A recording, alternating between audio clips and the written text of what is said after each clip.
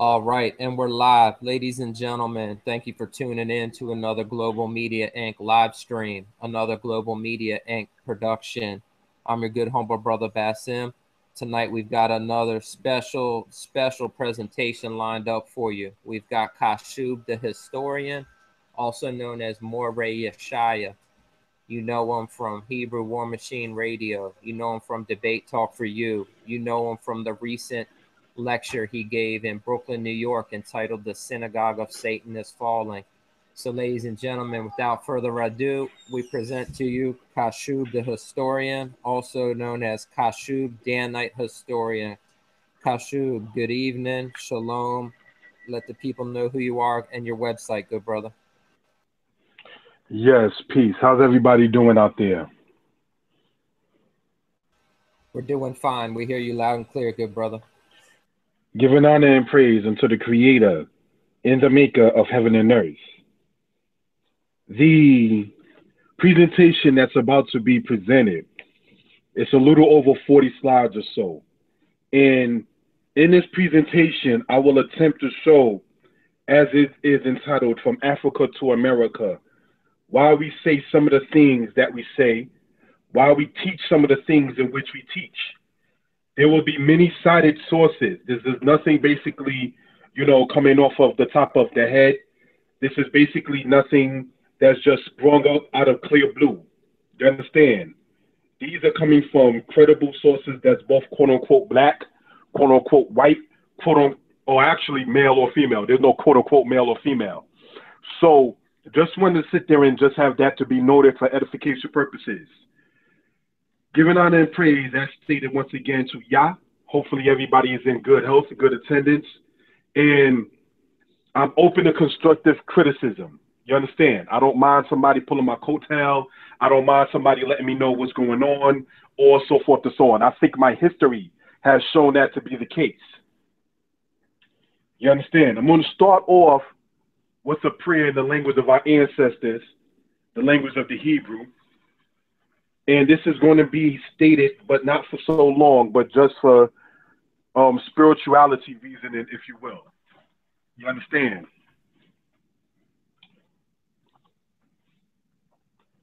Kol Kibod, La Ya Elohenu, We Elohe Abotenu, Elohe Abraham, Elohe Yitzchak, We El Elohe Yisrael, Ha'el Hagibod, Ha'er Hanora, Gomer Kol Debarim, We Ose Kol Dabar Al Haaretz, Wagam King Ha'el Hashalit, Hamoshe Bashamayim, Melech Ha'olam, Babakosha Yodewahe, Anaklu Mitpalim Lefaneka Lihiyot Itanu, Lihiyot In Libi, Lihiyot In Imrefi, Wa'alna Ta'az Beni Babakoshaya Esh Al Oka, Raklaka Laya Et Palel, Ki Raklaka Le'el Elohi Israel Ha'el HaMoshia, Ha'el Ha'ose Kol Hadabar Al Ha'aretz, Wagam Ke Ha'el Asher Lo Yera'e, Ha'el Asher Yir'e Kol Dabar, Wagam Ken Ha'el Asher Yishpot,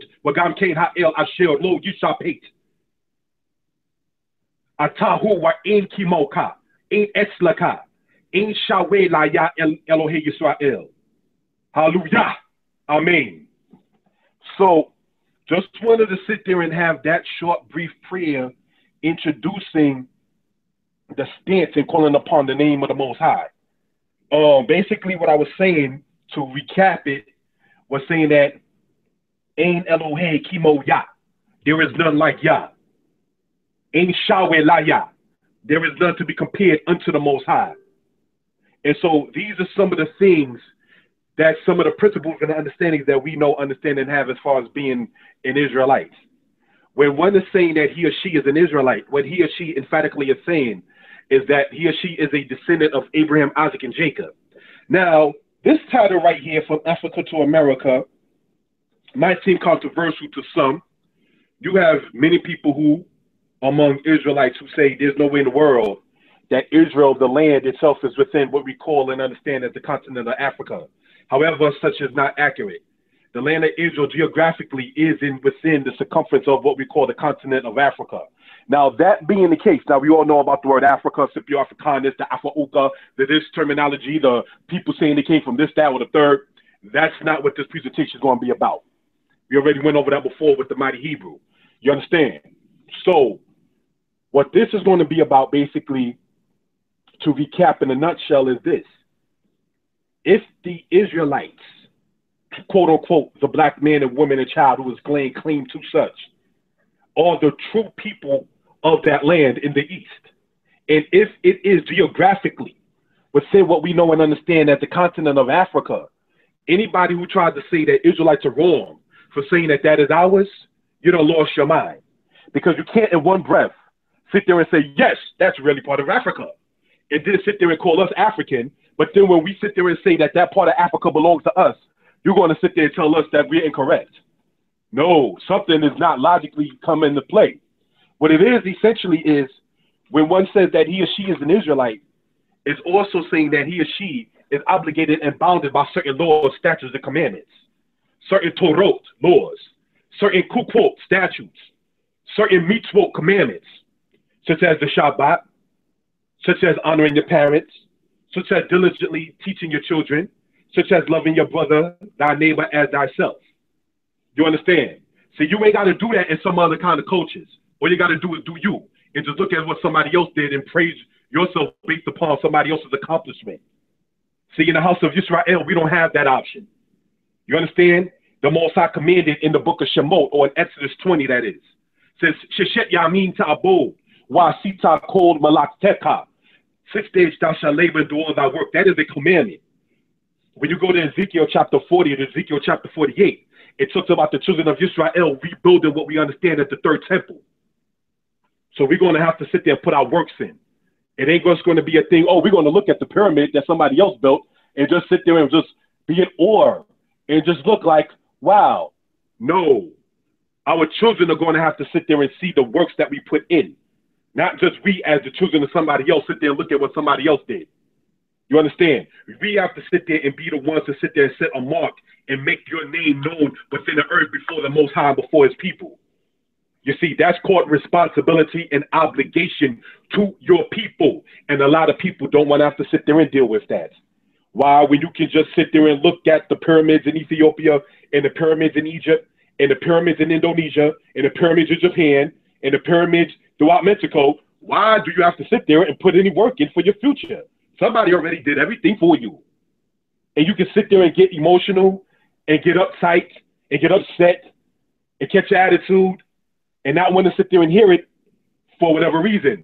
But responsibility is heavy upon us. You understand? It was a long process. Can I still be heard?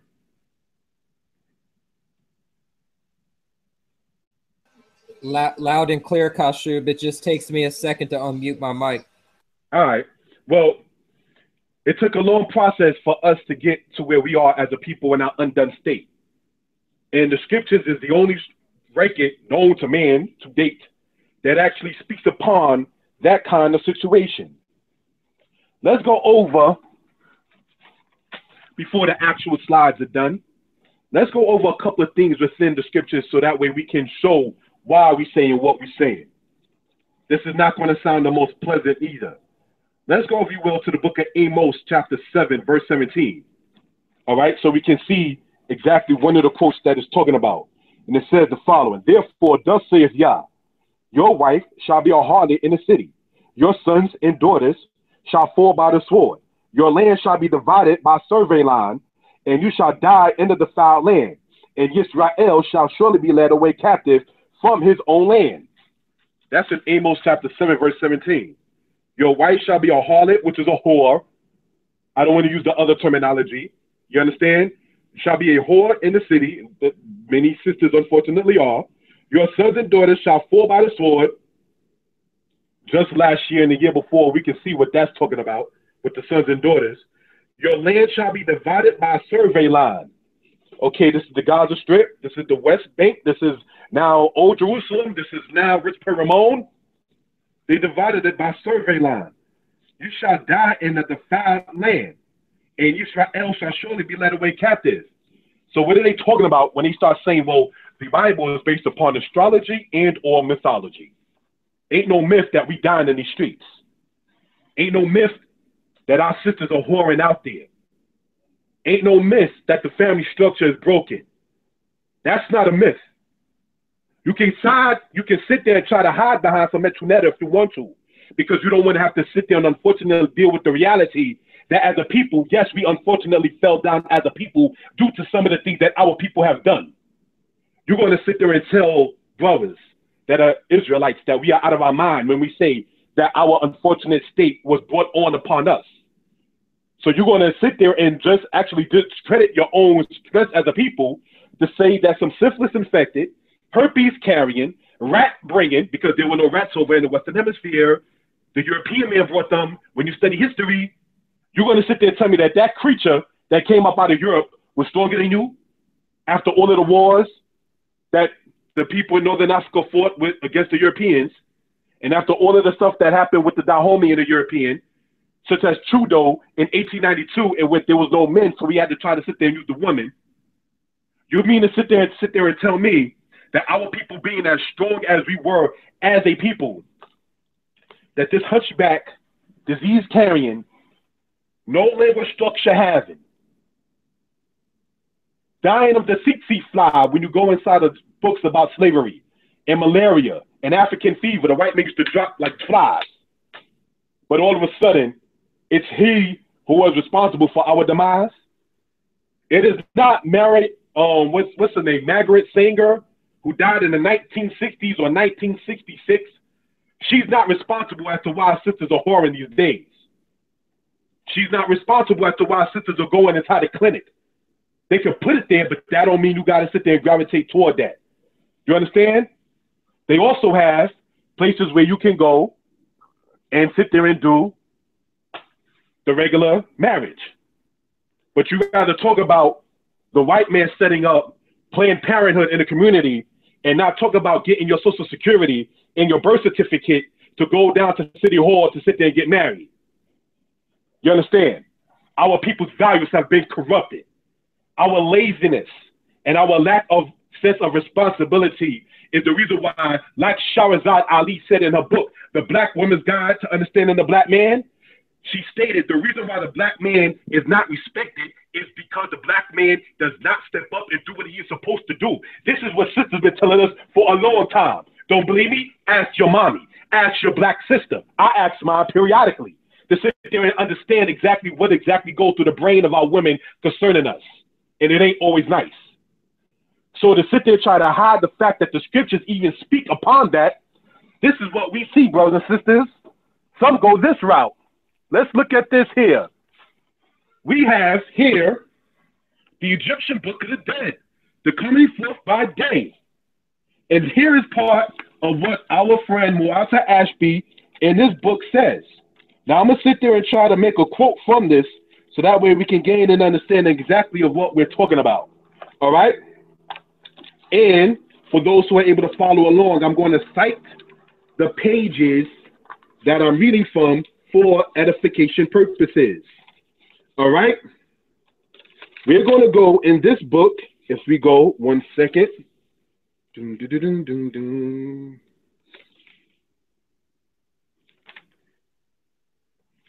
going to go to page 120.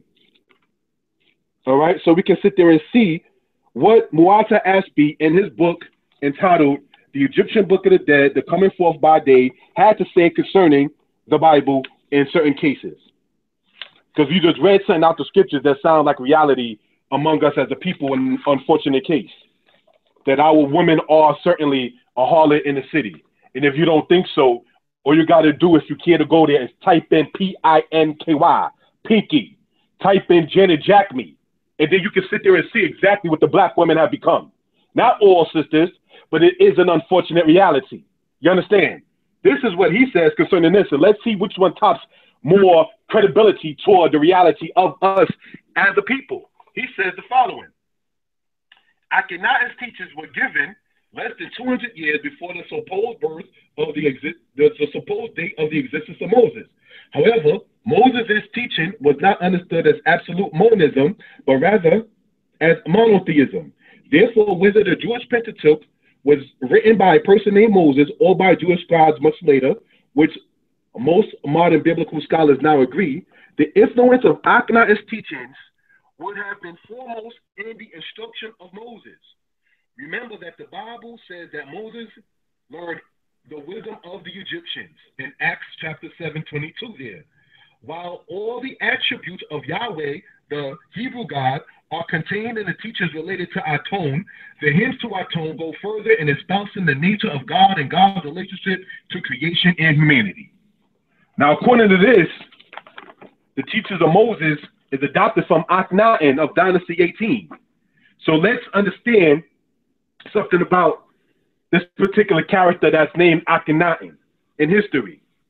He got rid of all of the Egyptian gods that he could and dedicated himself and changed his name from what it was, Amenhotep, to Akhenaten, and said that the sun, the literal S-U-N, is God.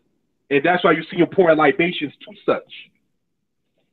Now, this is what Muata Ashby had to say in his book, written in the 20th century. Then I have this book here entitled Tacitus, the Histories. And this is a historian of the Roman Empire dated back to the 1st century AD. And here is what he says concerning the Israelites, aka the Jews. It says the following.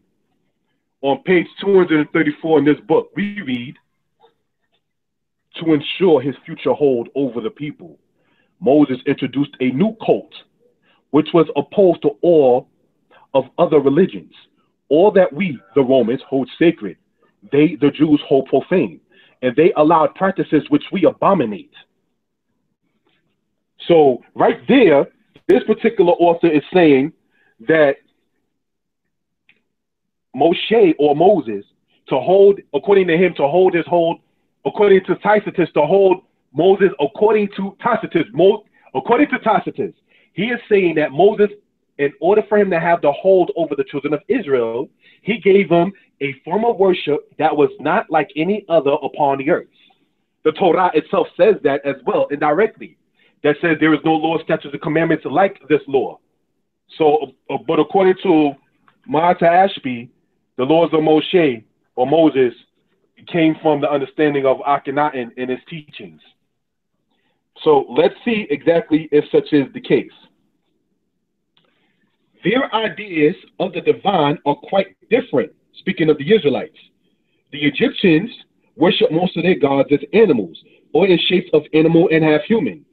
The Jews acknowledge one God only, of which they have a purely spiritual conception.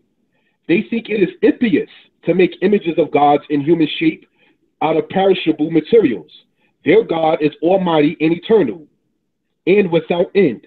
They, speaking of the Israelites, they therefore set up no statues in their temples, nor even in their cities, refusing its homage to their kings and its honor to the Roman emperors. It says it right here, that they refused that homage to the Roman emperors. So how is it in Great Kemet, Julius Caesar's getting clout? How is it in Great Kemet, Alexander had clout, Caligula had a spirit to sit there and delve in that? Because those spirits were connecting with each other. That's why. The children of Israel during the 1st century of the Roman Empire was a very big problem to the Romans. Heavily. So the cultures are different. The histories is different. And when the so-called black man woke up to being of the two houses of Israel, they had to try to sit there and create and do something to try to sit there and offset that. So they offset that in their own way with the offset of Saul Society. And when you talk about this kind of stuff online to people or offline, they may have not begun to sit there and realize and see that Israelites read something outside of the scriptures. Go to Maccabees TV on YouTube and you'll see it. Go to the library challenge that the brother Priest Daniela did, that myself did, that other brothers have done. And you will sit there and see the list of books that we go over, and the list of books that we go over, and the list of books that we go over. It seems to be the Bible is the one book that these people who don't like it seem to not read because they don't understand it. And you can tell they don't understand it by the things that they actually sit there and say about it. That seems to just be mythology. That seems to just be astrology. You don't know what you're talking about. So that's something to be noted and understood. So I want to go over one more part and then get into the slides concerning the kind of aspect that we've been talking about. Let's go, if you will, to the book of Daniel or Daniel. We want to go to Daniel chapter 7, verse 5, if we will. All right? For edification purposes. 1 second, brothers and sisters.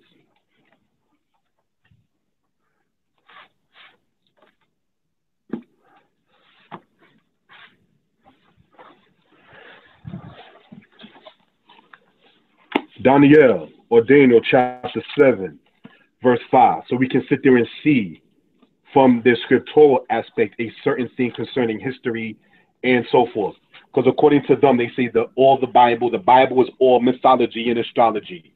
So let's see what the prophet of Israel stated, and let's see if it can correlate to history. It says the following, chapter 7, verse 5, and we read as follows. And behold, another beast a second, like to a bear, and it raised itself on one side, and it had 3 ribs in the mouth between its teeth. And it was said thus unto it, arise, devour much flesh. This is talking about the Medo-Persian Empire. See, in the slides, we're going to talk about the Persians and the Medes. And then the brother Basim is going to go over and we're going to show the pictures of how these particular people look. You see, everything ain't Kemet, baby. You understand? Because Egypt is in Africa. Africa ain't in Egypt. So we want to sit there and just let certain things to be noted for edification purposes. What we just read right there is talking about something that happened with the fall of Babylon and the rise of Media and Persia in what we call the 6th century BCE. In the year 525 BCE, as stated in the book that I wrote entitled Egypt Talk and Writing, Did the Torah Come from the Culture of Tormeri? I've explained in that particular book that's available on Amazon as well as Create Space that when you go into it, you will sit there and see that Cambyses began to rule in Dynasty 27. Because ancient Egypt had 32 dynasties, and of the 32 dynasties, 7 were not native Egyptian. So how you have the greatest science upon earth, according to some people, but then you got 7 different dynasties within it. Oh, let's not talk about that. That's history. Because you don't want to have to sit there and deal with the reality of the matter. See, that's the difference when you watch the video that the brother Divine Prospect put up about what happened with Israel. So you want to sit there and see the truth come into your face. Yes, your king sat there and slept with another man's wife. Yes, there was a king that went bonkers, crazy, and committed suicide. You understand what I'm saying? You're not going to get the good, the bad, and the ugly all shot it over by saying we're going to show what's just pretty and everything looks nice. No, we're going to show you the good, the bad, the ugly, the indifferent, the most pleasant, the most intolerable, so you can sit there and see exactly what it's about. And so that way you can see exactly what it is. But when you got to go to other external sources to try to sit there and bring up what happened, what Kemet, or with other places and everything of that sort, well, that may not really be the case, because if you look at it, the science behind it, there is no science behind somebody's penis upon the wall. You understand? Just want to sit there and have that to be noted for edification purposes. Now, I'm going to sit there and say something raw about this, and I hope the screen doesn't sit there and mess up, because I got to turn the phone so that way I can begin to charge and keep on speaking. All right, Basim and everyone else? All right. So just want to sit there and state that for edification and reasoning purposes. If you were to look behind where I'm sitting at, and there was the image of M.I. on the wall, he's staying a spot by of a what on his wall? Something is, in layman terms, funny. Because I can't sit there and teach my daughter about that men penis aspect or anything of that sort. My little princess is 9 years old. Within the next 15 years, she might be a mom herself. 15 years, you know, not hopefully within, but hopefully 15 or after. Kashu, you understand? Kashu, yeah. Excuse me for interrupting. When you turned your phone, me. It messed up. It messed up your mic. It's staticky when you turned your phone. Yeah, hello? Yeah, your microphone was staticky. It sounds a little better. Hello, now. Can you hear me now? Yeah, loud and clear. All right, give me one. This thing well, man, this thing got to sit there and be able to still charge while I'm talking on it. So, so give me 1 second. That's fine. Take your time.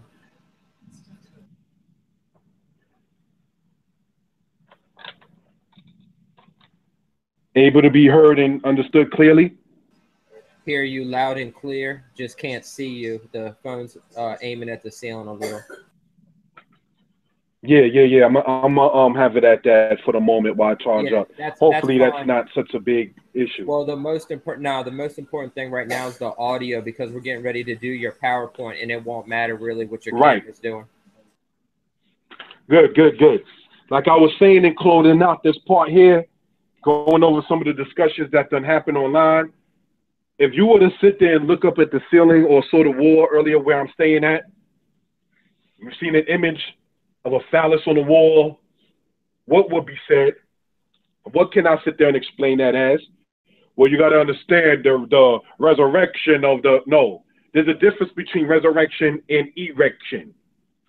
So that's something to be noted and understood.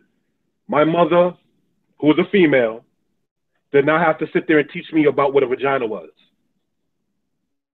As a young male, when I saw a female that I thought was attractive, I don't need to sit there and have that looked upon in a picture for edification. So I don't want to get too graphic or too much out there, because you want to have children listen to this and elders listen to this. But we have to know and understand that when you go in the scriptures in Yeshayahu or Isaiah 19, and it speaks about the aspect of it saying that the Most High has mingled a perverse spirit within Egypt, we can see what that is talking about. So, ask the brother to sit there and start with the first PowerPoint. And this, as stated, is entitled From Africa to America. All right? The last PowerPoint we did was entitled, basically, From Sumer to America. This one here is entitled to America. All right, so go on. Okay. Once again, ladies and gentlemen, Kashub the historian doing his new presentation, From Africa to America.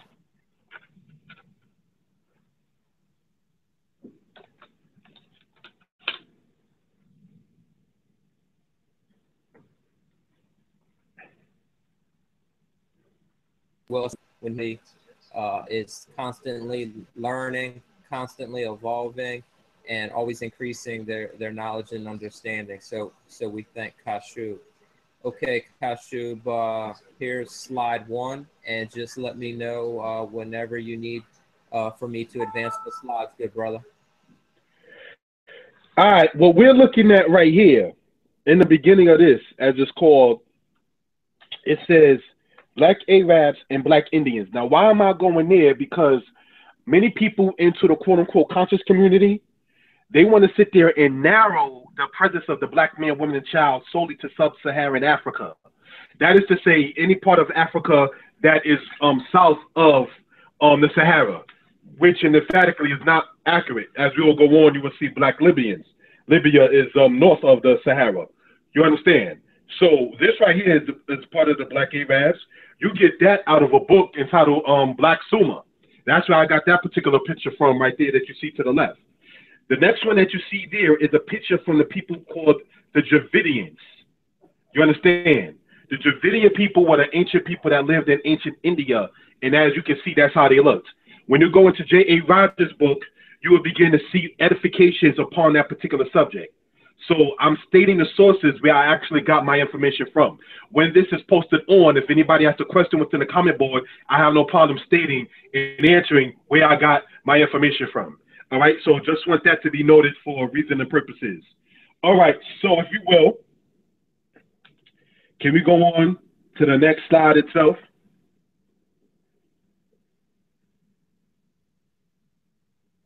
This right here, as we see, we've shown this before though, says Black Egyptian and Black Hebrew. Now, what we're looking at on the right side is a picture from what they call the picture from what they call the Dua Europus.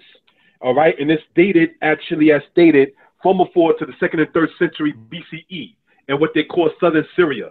And you can begin to see when you look upon that in your own time, how the people are pictured and how the people are pictured and looking. And then over to the left of it, we see a picture of who is referred to as Nefertari, which was the wife of Amos, the pharaoh of 18th dynasty of Egypt. So we begin to see even still, quote unquote, more black images of what we saw in the past from different nations. So black Arabs, black Indians, black Hebrews, and black Egyptians. So just want to sit there and just let that be noted, please, for edification purposes and understanding reasoning.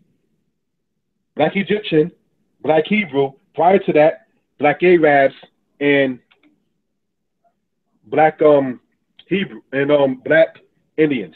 All right. So let's go on to the next slide, please.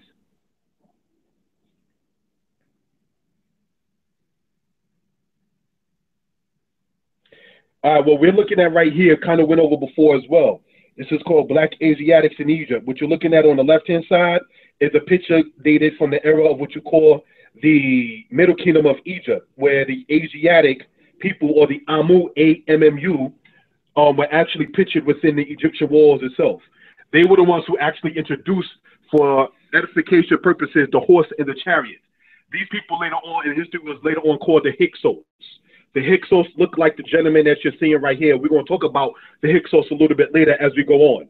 And then what you're looking at on the right-hand side of the same actual slide itself actually is a picture showing an Asiatic captive during the era of Ramses III, which is during the Dynasty 20 era.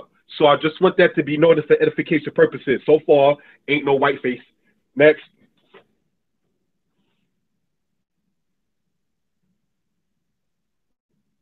Black Ethiopians and Black Babylonians. Now, why did I sit there and go into this particular aspect as stated also? This might seem redundant from some of the other slides, but I wanted to sit there and build up to a point just to sit there and hit the aspect at home.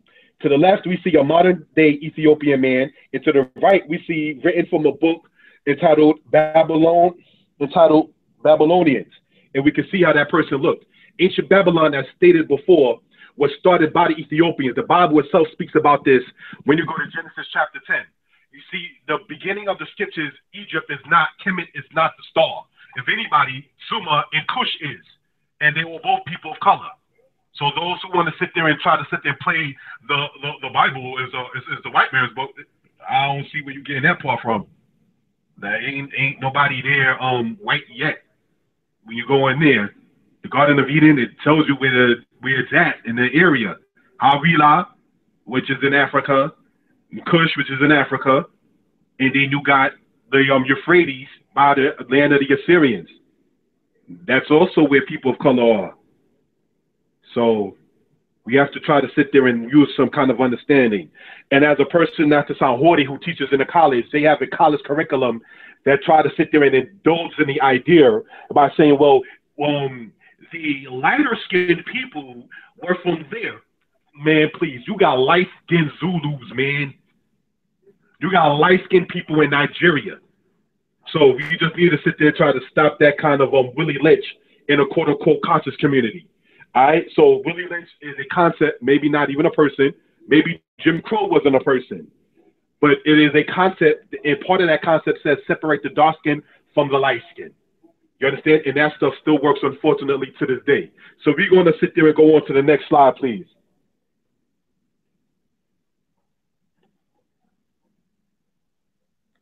All right, we got the Hyksos aspect. What you're looking at right there on the left-hand side is a picture of part of the Amu, or the Asiatics, that went into the land of Egypt, which you call Dynasty 11. Now, how you know that Dynasty 11 is simply because of the fact that Mentuhotep III actually was one of the kings, or Mentuhotep, either the second or the third, pardon me, I could stand to be corrected. He put on what is referred to as the red and white crown, and that's to show the unification of it. And then you have what they call the prophecy of Nefertiti, quote unquote, when they actually is speaking in reference to the Asiatics winded up having to leave out of the land of Egypt. But what you're looking at is is the tomb of Kemunhotep, and he was an advisor to Amenhotep I, as well as Senusret I. All right, so I just want to sit there and have that to be noted. And you can see, look at carefully about what this person looks like. But because they want to sit there and put in words the Asiatics for white people, such as Chancellor Williams, which we went over the last time, and so forth and so on, you still got people looking at that picture and still seeing a white man. That's what happens, no offense intended, when you up the behind of some man, some so-called scholar, some so-called teacher, to where your eyes can't even sit there and see that. That ain't no way in the world that that's a white man that you're looking at. Then you got a picture over on the right-hand side. This is a picture when you can sit there and go on Google Images and type up ancient Canaanite. If you look at the quote-unquote features, you will begin to see Negroid features. You understand? And that's from ancient Canaan.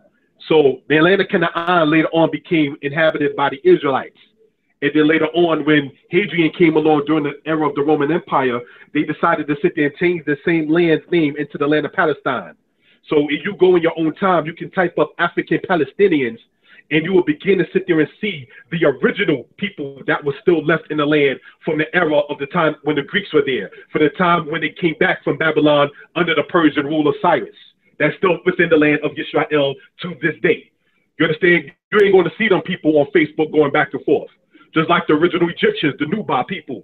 You're not going to see them going back and forth in these little BS rooms that we see some of the stuff and the nonsense going on today in these days and times. Because they in their own communities doing their own particular thing for their own particular people.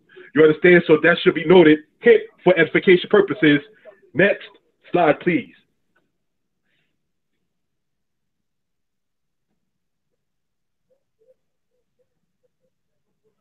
Now, I wanted to point this out for a reason. You see the top image there? That's the original people called Hyksos, or that was later on called Hyksos.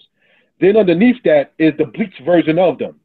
Now, if you look at their garments, they never did change the garments. And don't it seem like the bottom picture seemed to be look a little too quote unquote neat for it to be X amount of hundreds or into thousands of years old, but whatever. Then we look on the right hand side, that is called a dashiki. But these are people who were wearing similar garments that's coming from the Levant. The Levant is in what they call part of, quote unquote, the Asiatic people. Even though we already went over the fact that the land of Israel, Canaan itself literally is within the African continent, but for Egyptian terminology such as the Setnu, the Retenu, the Amu, the people called the Jahi, all these different terminologies is explained in the book that I came out with that dropped this month. You understand? So just want to sit there and use that and understood for edification purposes, if we will. All right? Can I be heard? Loud and clear, Kashu. All right, loud and clear. Now, I want to sit there and focus while we got the time just a little bit upon this. Shiki, and then you see their garments? But they'll tell you that this is African print. But then they'll tell you that these Hyksos, they no way in the world that can have anything African about them. But the garments are similar. Can you show any native Egyptian or Kemetic inside that same particular garment?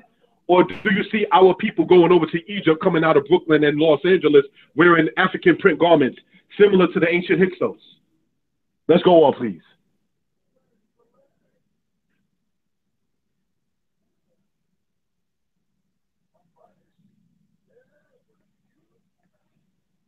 All right, next we have right here, as stated from before, the Black Persians and the Black Minoans from Persia or from Iran. This is from era of Darius the First. Darius the First was eventually the successor. Actually, Darius the First was the cousin of Cambyses. All right, so just want that to be noted for edification purposes. So whereas Cambyses ruled partly in Persia, and then he ruled also in Egypt, Darius also ruled in Persia as well. And this is from the Susa Palace, and you can see very clearly how the people looked. Then on the other side, not spending too much time on that, you had the original people in Europe, the Minoans, who were people of color, as we went over last time. Next slide, please. Remember, we went over Daniel 7:5 about the Persians and about them having hegemony over Egypt. Well, we just saw how they looked. Then we have over here the Etruscans, the original people that lived in the place we call Italy, went over last time. And it's also the original people from Sumer, which was also by where the land of Iraq is of today. And we can see exactly how these people looked. So far, as stated, no white face. So we have to sit there and know and understand when you go in Sex and Race by J.E. Rogers, makes a lot of sense and a lot of edification purposes and reasoning. All right. So let's go on, if you will.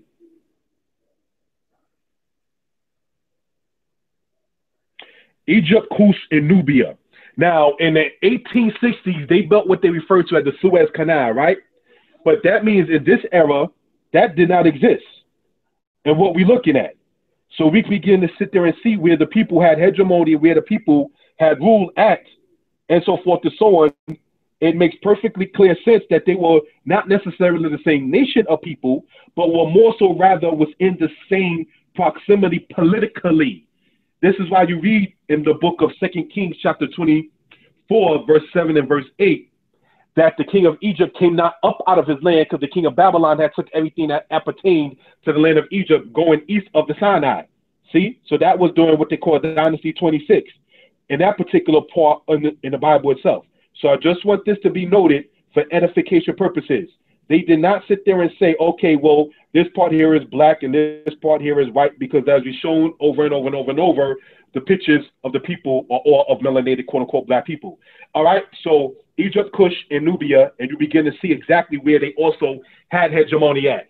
Kush had hegemony in the Asiatic lands long before Egypt did. All right. So let that be noted. Also, Kush had hegemony or rulership, you understand, within the land of Egypt itself, in which you call Dynasty 25. All right, so let's go on, if you will.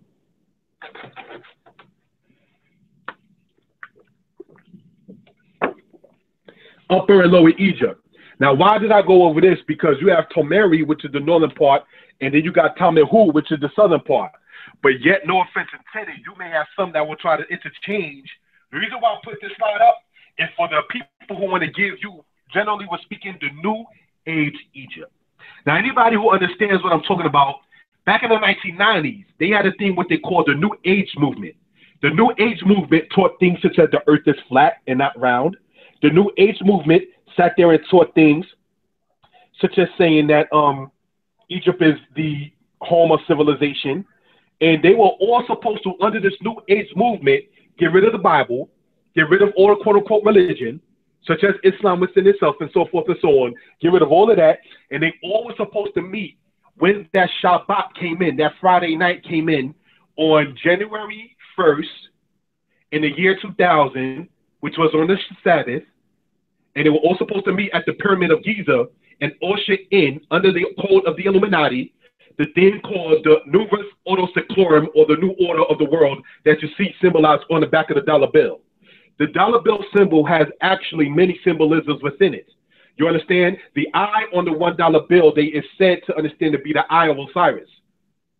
Then you have it to where the 13 layers of the pyramids represented the 13 colonies.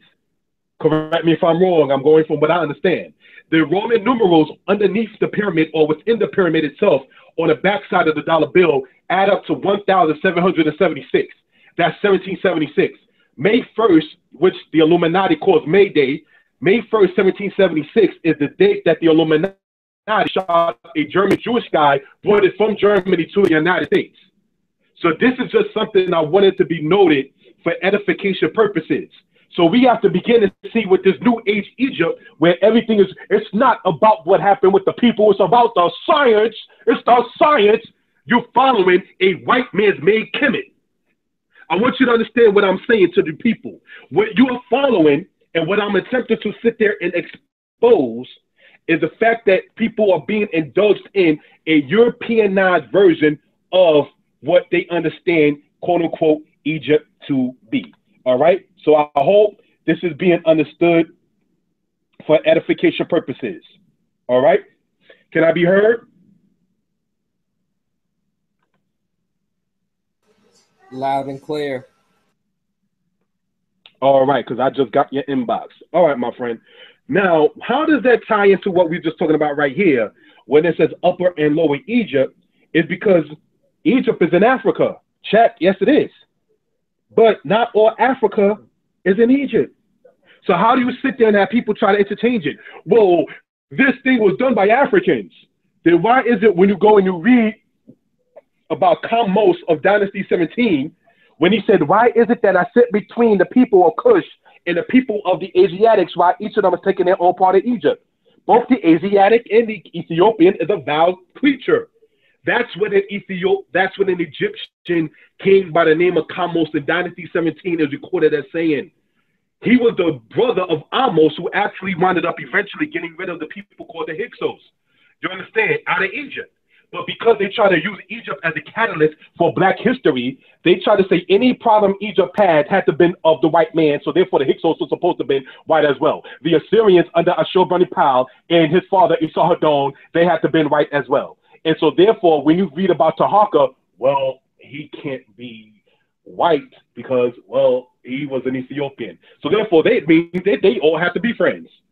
This is giving you a mythological Egypt. It is not an actual concrete form of the history of the people itself, because the true people of Egypt are not there to sit there and lay claim and let the history of their own people be known.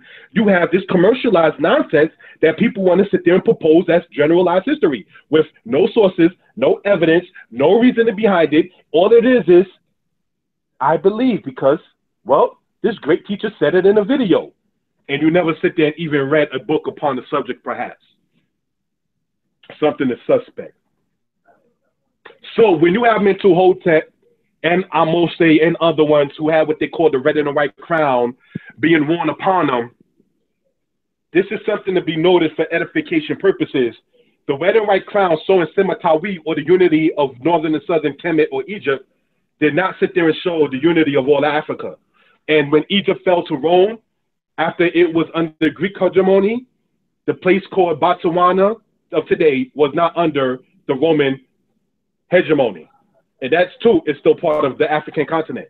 So we have to begin knowing and understand that you cannot interchange Kemet and Alkebulan. All right, let's go on.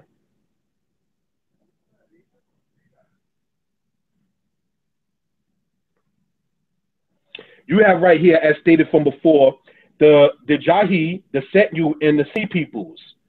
You see, this right here is a part of the images that's being shown. And what many people want to sit there and say, well, the lighter ones had to, darker ones had to be that. That right there is just some straight European Willie Lynch kind of concept. Because would Sinbad the entertainer be considered a white person? Would Ron from a different world be considered a white person? No. So we have to begin know and understand and see. You have this fallacious crap that people say, well, they must have been mixed. When you converse with some of these people, they sound just as bright and wise as white people. Because you have yet to been able to show, to me at least, not that I am all of that, but I have yet been able to been shown the white person saying that they mix with black. But you always got black people saying they mix with somebody else. I have yet to sit there and see personally the white man that sits there and says, oh, I got black ancestors. One white person I heard of, they said that the dude actually wanted to commit suicide. That was one case. And then when you sit there and read about J.A. Rogers talking about it inside of the Nazis with Hitler and everything like that, you have those who try to sit there and deny that particular fact. You understand? Because you're not going to find them saying that they are mixed with anybody else. We are the only people on earth who sit there and say that we are mixed with somebody else. But hot doggone it, if we are so mixed, then why is it that all these other people that we're supposed to be mixed with are not also saying that they mix with us? Because nobody wants to be a nigger. That is why. So therefore, if I can be Kemet, damn it, so be it. I can sit there and look at how I'm set behind, and I ain't got to sit there and do anything. I can look at what the European man sat there and desecrated in the ancient black culture, and I can claim that as myself. And then top of that, I ain't got to keep no laws, statutes, and commandments. I could sit there and hate on the house of Yisrael. See, it's all in one package. You understand what I'm saying? So I wanted to show the second picture here because the Sea peoples, according to some, were also supposed to have been Caucasians, but they were not.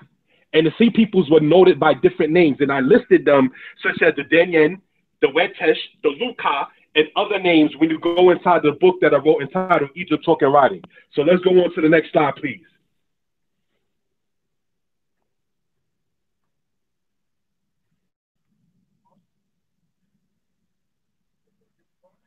All right, it's not exactly too clear in that, but what we're looking at right there is coming from a book entitled, actually, I have the book right here. Let me get this right here. This is the name of the book. for those who are able to see. Sorry if you can't, but I'm going to read the title. It is entitled The Ancient Near East in Text and Pictures. And I'm going to read part of this in what it says on page 231, if it is. All right. And here, brothers and sisters, is what it says in this particular aspect. This is part of what they call the Merneptah still. The princes are prostrate, saying mercy. Not one raises his head among the 9 bows. Desolation is for Tehenu. Hati is pacified. Plundered is the Canaan with every evil. Carried off is Ashkelon. Seized is Gezer. Yanoam is made as that which does not exist. Israel is laid waste. His seed is not. Huru is become a widow for Egypt. Why did I ask this to go over with the brother Basim here? Because we got to ask ourselves, did Merneptah make these names up? Or, as I point out in my book, he put his name on the still that Amenhotep III had of Dynasty 18. But regardless of whether or not this is from Merneptah or from Amenhotep III, my question is, who are these people to this day? See, even ancient Kemet acknowledged that there were other nations upon the earth. So who are these people today? But you know what the Bible haters, they try to say, well, you don't see nothing about no Canaan. But it's Canaan right here inside the Merneptah Stela, called Canaan. So what are they talking about? This is what I'm trying to expose about the New Age Illuminati created version of ancient Egypt that many people in these SB rooms have been sitting up there and been trying to present as logical and factual without any kind of understanding. They're not going to give you an answer on who these other nations are. They're not going to be able to explain the question I've been asking and have asked and will ask. I'll ask it in a different language. Im Eretz Yisrael, Boko Haaretz Africa, Lama Anaknu Nikraim, Tipeshim Im Anaknu Ombrim Haaretz Hahi Lanu. If that land belongs within the entire landmass of what we call Africa, why is it that we're called false or silly for even saying that that's ours? There's a reason for that. This is the New Age kind of thing that we, Nasi Yashubel and other brothers, is attempting to just sit there and smash and break down. Because our people are being led astray with a falsified image. And because we're coming with different sources, they want to say, oh, well, you just hating. And you hating, remember, who came up with that terminology, don't hate? Correct me if I'm wrong, it was the bisexual Puffy. Maybe it was somebody else before him, but that terminology, oh, don't hate, and so forth and so on. What do you mean nobody's hating? We're trying to sit there and present the case. Now, if we stand to be corrected, please let us know. You understand? But so far, you ain't going to get no answer to some of these kind of questions that's being asked. And there's a reason for that. Because there is no answer for it. Because their teachers lied to them about Bnei Yisrael studies. So let's go on, if we will, to the next slide. And I ask again, at this point, who in the world are these people inside the Merneptah still? You ain't going to get no answer for that. Because according to them, it's all about the science. Next, we got right here the Tejenu or the Libyan peoples. This is from the ancient people of Libya. The ancient people of Libya, if you read in the subtitle, will eventually call Moors by the Romans, Mauritania, and all of that, so forth and so on. When you go into this book here that I have entitled African Presence in Early Europe by Ivan Sertima, he explains that in that particular book, right? Okay, the people called Tejenu were west of Egypt, but they were still people as shown here as black. Some of them blacker than some of us. Not to try to sit there and play the dark and light game. Do you understand what I'm saying? So this is one of the points in bringing this video right here is, as stated, from Africa to America, is to smash down the entire concept of that New Age Kemet philosophy that has been presented to our people, and our people are sucking that up as if it is a baby upon a pacifier that's being made to stop crying for a little while. Okay, just give those niggers something just to keep them pacified for the moment. So we'll tell them everything that we found, even though it was against the principles of Ma'at itself to dig in the tombs. They were black, they were all kings, they were all queens. And we're going to take, as they do right now, King Tut's mummy and the things that they found on 5th Avenue and 38th Street and paraded around in Manhattan. They actually have a show about that. They have a display about that right over on Fifth Avenue and 38th Street in Manhattan. That is the Illuminati, man. They're the ones sitting up there desecrating everything like that. And then they asked, as we went over on Maccabees TV, they asked the true house of Israel, well, what do y'all sit there and where's your tools? One person told me after I asked her, not to be funny with the gender, would you be okay with them exhuming your body for scientific research? Well, yeah. Really? You'll be okay with that? You're sick. Something's wrong with you. You don't want to rest in peace? Let's go on.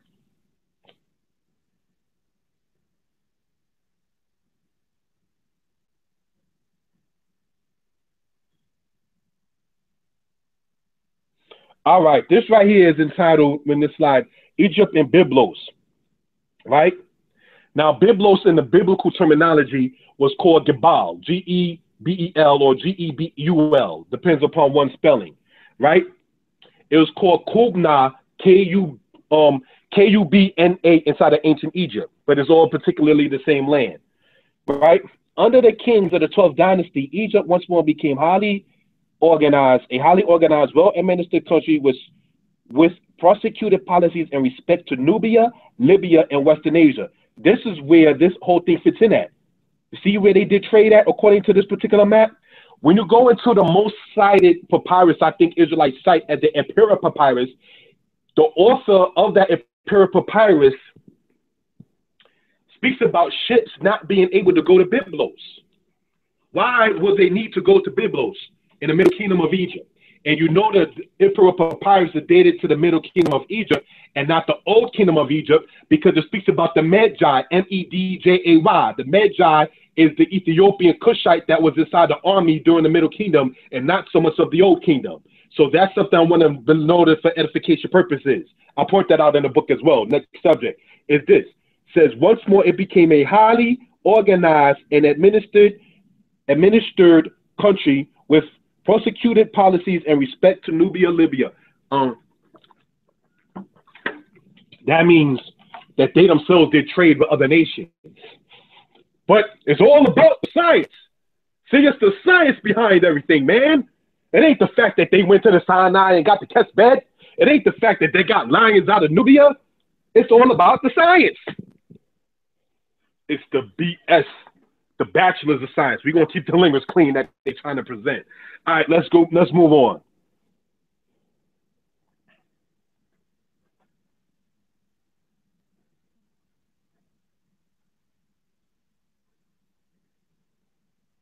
Hyksos matter. The term Hyksos is a Greek term meaning shepherd kings, but in Egyptian it is said as Hakusosret, meaning rulers of foreign lands.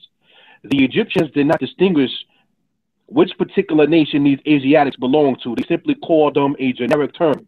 The other terms used, such as the Amu, the Setu, and the Retenu. We went over that. Next slide, please.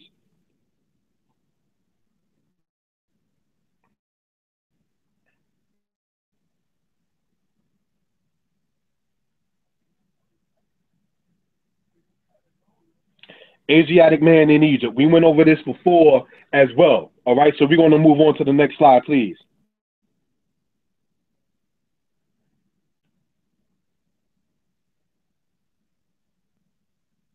Leviticus chapter 13, verse 29 through 30.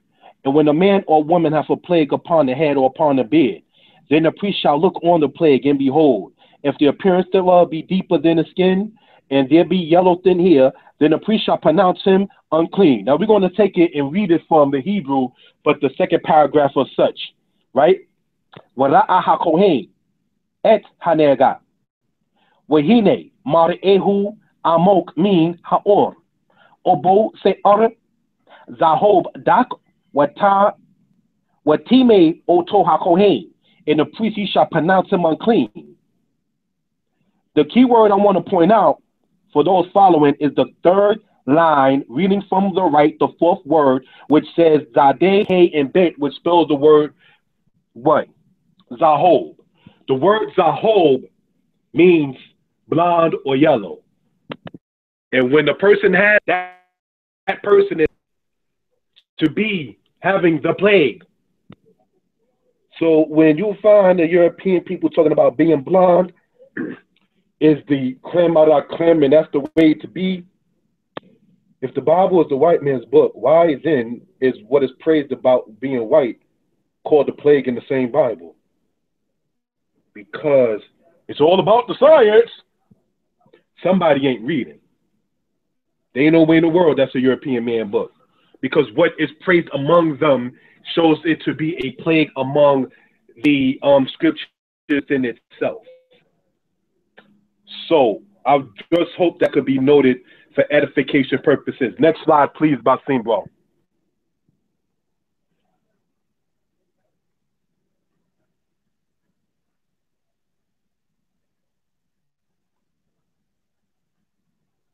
Daniel chapter 10, verse 5 and 6. I lifted up my eyes and looked, and behold, a man clothed in linen, whose loins were girded with the fine gold of Uphaz. His body also was like the beryl, and his face as the appearance of lightning, and his eyes as torches of fire, and his arms and his feet like the color of burnished brass, and the voice of his words was like the voice of a multitude. Now, if you're saying this person has the image of such, and this is supposed to have been a vision given to Daniel upon his head that he was seeing. You understand? If he was among the Europeans or the white people, would not this great image of a great person would look like one of them, being that if that's what you are around? Black girls who are raised around white culture have no problem having a white doll for their little daughter, because this is what she was growing around. She thinks this is okay, this is normal. She was like the ugly duckling who did not realize that she was a beautiful swan. Do you understand? So my point in saying all of that is this: if he was of a people that was of color, being in the midst of Babylon as well, also a people of color, this may explain why his images of a person that's great in his vision of his head would sit there and have the person show with feet that's as burnished brass, as well as the arms as such.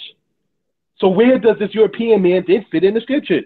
But when you think everything is an allegory, it's mythology, it's astrology, and it's science, this will go right over your head. Because you can't even look in the mirror, black man, woman, and child, into the so-called other understanding that you can't even see, oh snap, that person would look just like me. Because you don't fit in that science as a black American or as a so-called West Indian. That's some science that somebody else is giving to you, that they got from somebody else. All right, so let's go on.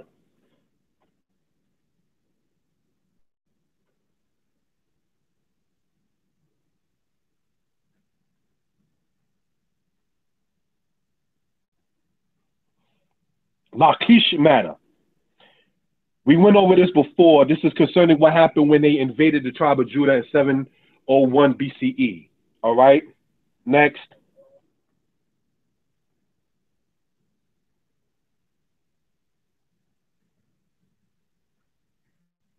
Assyria and the Israelites. In the words of my friend, squeeze a cracker out of that. It says the Lachish matter, the city in Judah in the time of the 8th century BCE, pictured in Assyria on the walls of Sennacherib of Assyria. Sennacherib was a king who also defeated Babylon. Sennacherib was a king who also made war against Egypt, and he made war against the children of Israel. You understand how the people of Judah were being depicted? Looked like cornrows to me. What it looked like to you? Next.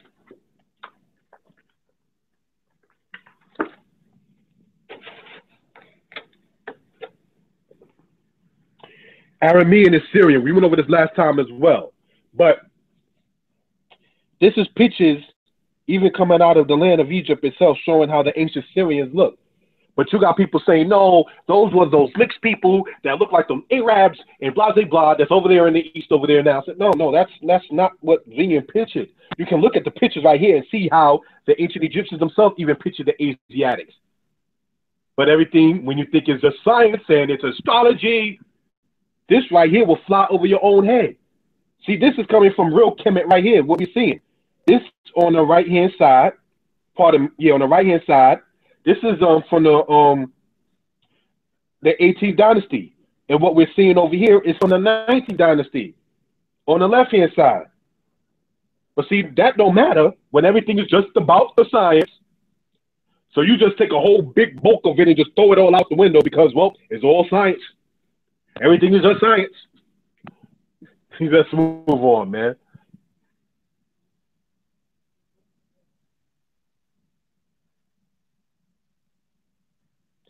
Rogers Windsor and Ezekiel. The Chaldeans were originally Negroes. Rogers states that in his book, Ones of the Amazing Facts. I noticed nobody ever really attests that when that kind of statement is made. The Chaldean, modern day Basra in southern Iraq, that's where those people are. Why do you think they so heavily perhaps want to sit there and just keep bombing and bombing? They're not doing that for just any purposes. They're trying to erase something so that way other people can't find it. The Babylonians were the Negro race. Now, when you get into a book entitled Babylon and Timbuktu, the author of that book cited a guy named Herbert Went, W-E-N-D-T, who actually made that statement I just cited. This, what I'm reading next, comes from the book of Ezekiel, chapter 23:15. Girded with girdles upon their loins, with turbans upon their heads. All of them captains to look upon, the likeness of the sons of Babylon, even of Chaldea, the land of the Israelites' nativity. The nativity origin of the children of Israel goes back to the ancient land of Chaldea, because Abraham was a Chaldean that came out of that particular land. So that's where the origin of those people come from. And as we already noted, they were people of color. Let's go on.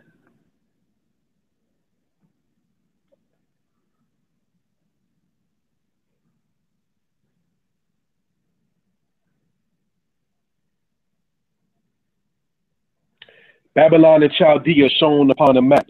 Should be noted that secular and biblical history speak of Babylon started by the Ethiopians. We went over that earlier. There was also two Ethiopias, the Indus Kush by modern India and the Kush in continental Africa. All of the people were black.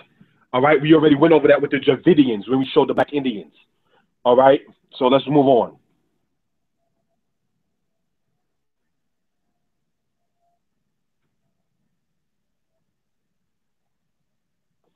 Kingdoms and empires in Western Asia. Babylon, we're going to start reading it from the left-hand side, believe it or not. Babylon, after defeating the Assyrians in the 7th century BC, Babylon came to power in 606 to 538 BC. Persia, after defeating Babylon in 538 BCE, came to power to 331 BCE. Greece, after defeating Darius in 331 BCE, came to power until 168 BC in the Pydna battle and the Battle of Corinth in 146 BCE. Because in the Battle of Corinth was considered the Third Macedonian War and so forth and so on. That's when Rome took over control of what Greece had. All right? And also during the era of the Pydna battle, Pynda, you can look that up in your own time. Those two wars is what made Rome defeat Greece, and they actually held a hegemony over them at that particular time. All right, so let's go on. It says Rome came to power in 146 BC. Then in 285 AD, separated to the east and west. Now, the Eastern Roman Empire was called the Byzantine Empire. Yes, there's a world outside of Kemet. And the Western Empire was called the quote-unquote Holy Roman Empire. And that fell to the Huns, and that fell to the Parthians, and that fell over to the Franks and the Vandals in what you call the era of 476 AD. All right, so I just want to sit there and have this to be noted for edification purposes. All right, so let's go on.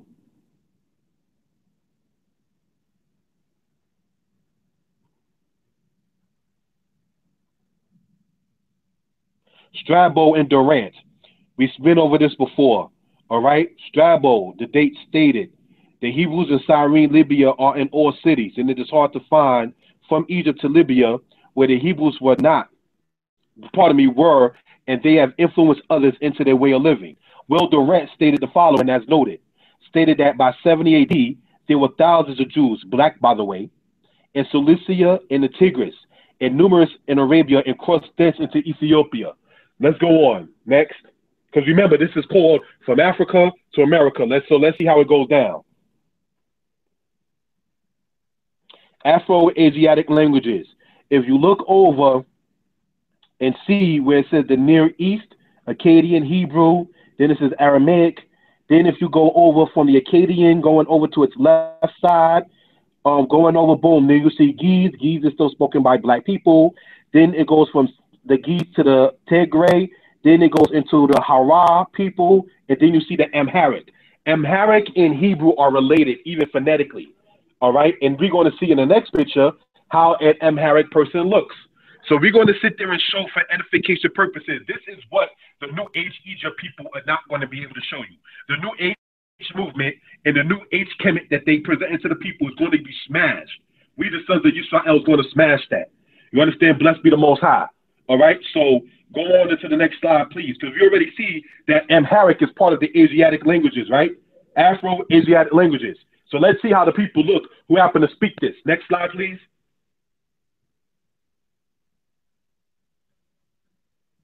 That's an Amharic woman. Same complexion as myself. And a very happy person from what I'm looking at. Happier than me, perhaps. But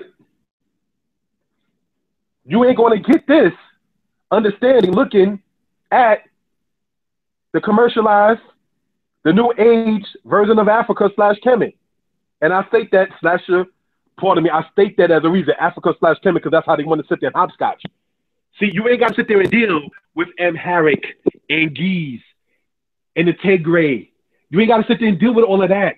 All you got to do is just look at somebody else's pyramid and negate the fact that Kush had pyramids. We ain't got to worry about that.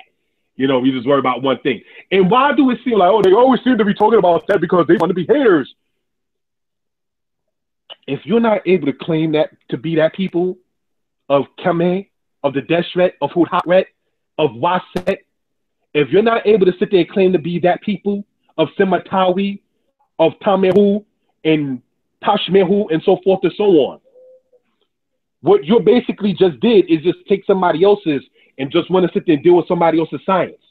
But would it not make sense that as secretive, and they have the mystery schools and the secret arts, because even the Bible talks about the Egyptians and their secret arts, would it not even sit there in that particular case not work for you if that's not who you are as that people? Can their science work for you if you're not that people? Would not their science be geared toward their own people, knowing as nationalistic as they were? We showed how the Hyksos look. So when Amos got rid of the Hyksos, he wasn't on some black and white. He was on some Greek Kemet, they're Asiatic. You understand? So I just wanted to let that be known for edification purposes. All right? When Senusret, as well as Thutmose, as well as understood also as Tut, went over against the Cushites and what they call the expeditions, he made an expedition. When they say they made an expedition, he went to whoop their behind. That's what they did in layman terms. But that's to sound harsh because remember, they're giving you a commercialized version. An expedition. He did a campaign. No, they went to whoop behind, get captives, and get wives. That's what they went there for. You understand? So that's what edification purposes. And even your great scholar, Dr. Ben, even spoke upon that particular subject. When you read about what is referred to as the Polemo inscription with Pharaoh Sneferu in Dynasty 4. So let's go on to the next slide, please. But everything is about the science. So Sneferu and the Polemo inscription don't matter.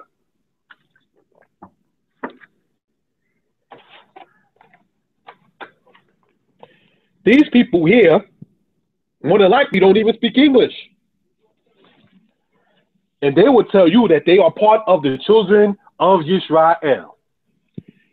And so everybody may say, well, you don't know if those people over there are truly Israelites and so forth and so on. That's not what we're going to be discussing. I will say this, though, as stated in the book that I came out with. Even if the so-called Falashas are not true Israelites, supposedly, let's just say that, for instance, the children of Israel certainly had to been in there for them to know about Passover, New Moon, Shabbat, the holy days, the garments, the culture, the woman being separated during her menstrual, because African culture generally don't do that. The Igbo do, the Ashanti do, and even the Yoruba separate that. But Kemet didn't separate when the woman was on her menstrual because the Hebrews didn't understand the science behind that particular blood. Do you understand? That's what happens when you deal with science and not culture. You see, you wind up getting into all kinds of lasciviousness. So getting back to the point of what I'm saying is that when you see this right here, where it says the Beit Yisrael or the Falasha, these are children in the hills of Ethiopia that say that they are from the 12 tribes of Israel. They predate the King James Bible. They predate the time of Emperor Constantine and his argument with Athanasius. All right, those who understand know where I'm coming from. So let's go on to the next slide, please.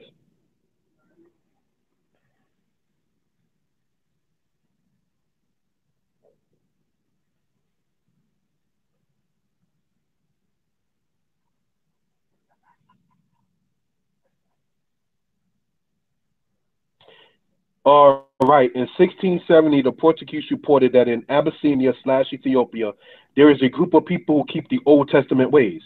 They apparently was an embarrassment to the European Jews. This ties in later, and it does in the presentation. Next slide, please.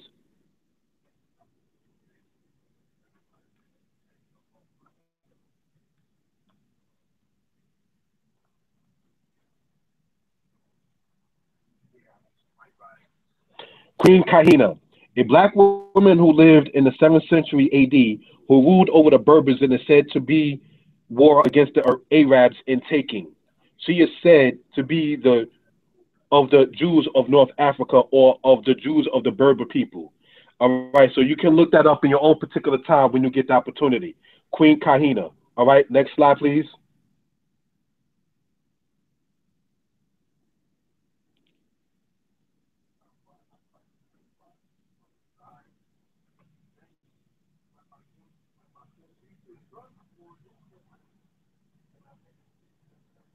Next slide, please. All right, thanks. All right, Carthage matter.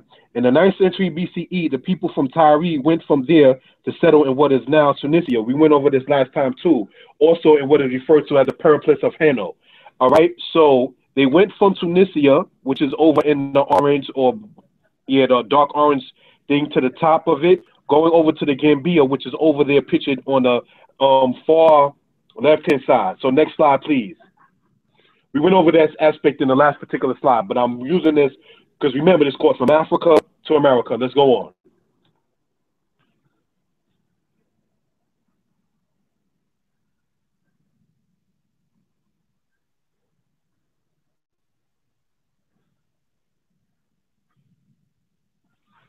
Gambia to Virginia by the West Indies. Reynolds, in his book entitled Stand the Storm, stated that the distance from the Gambia to the West Indies is 3,200 miles. Cowley, William Cowley, in his book entitled Black Cargoes, stated that Basel, that is to say of the Spanish, Basel Negroes were brought from the West Indies to Virginia, because we got to remember what they called New Spain, which included some of the parts within, what they called New Spain was more so the mainland from Mexico going all the way toward modern day Oregon. But the Spanish Caribbean, doing what they refer to as the slave trade, they used to get black people as slaves from there to bring them to North America. So here's the point. You got people going from Tyre, which is over where we went over last time in northern Israel, going from there to settle in Carthage. From Carthage, according to the Periplus of Hanno, went to the Gambia. From the Gambia, was taken to the West Indies. From the West Indies, was taken to Virginia. So that's part of one of the reasons why we state heavily that we would be part of the house of the children of Israel. Let's move on. Next slide, please. Right, but this is, you got to just deal with the science, not the people, not the history, not the migration, just the science. You create that religion if you want to. This is called, referred to from the Ghana Empire. All right, we went over this last time as well. Next slide, please.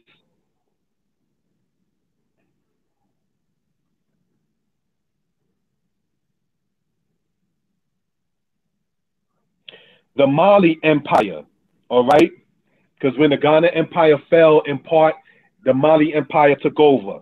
All right, I'm showing these things so that way we can know and understand that one, we was a great people before slavery, and simply because, as stated, We got to sit there and smash down the New Age Egypt. So, and even people in Western Africa actually kind of snicker, you might say, if you want to say snicker, at Black Americans because they're like, dude, Africa's greater than just that. So if you want to big up Africa, there's a whole vast amount of land to sit there and big up. But you're not going to get Kemet Science going over and talk about the Mali. You're not going to get that talking about Askia the Great. You're not going to get that talking about his brother Omar. You're not going to get that sitting there talking about the universities of Timbuktu and the university that was set up there. When you go into a book entitled From Slavery to Freedom, you'll read about one of the oldest universities, even older than that of the University of Timbuktu, where European people used to go and study geography. You understand? So I just want that to be noted for edification purposes. Western African history is extremely, extremely rich. You understand? So let's move on to the next slide, please.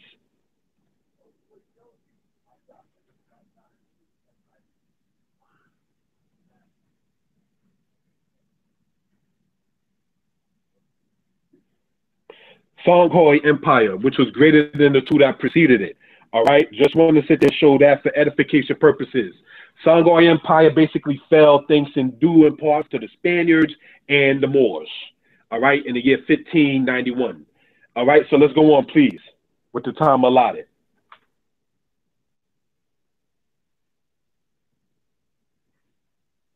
Slave trade aspect. Now remember, it's called From Africa to America. All right. Said the Spanish, they could not get enough Spaniard slaves. Where were they to look? This is coming from Basil Davidson in his book entitled History of West Africa from the year 1000 to the year 1800. And it says this. The answer was West Africa. Already the Portuguese already the Portuguese and Spanish had imported a few West African captives into their own countries. So I wanted to just point this out because of the simple fact that the slave trade, as we went over before last year, entitled African and American Slavery, that the slave trade eventually went north, but then it went west. All right? So that's to be noted for edification purposes. When you're talking to people who lack understanding of Black history, and I don't say I know everything, I'm always open to constructive criticism. One person tried to sit there and state, well, there was only the Arabs during the slave trade going over in Eastern Africa. They were there, as well as the Portuguese. Somebody, didn't know who hated on the Israelites, or the Israelites this and the Hebrews that. That same person did not know that the Portuguese were in Mozambique. You can Google that and find that out.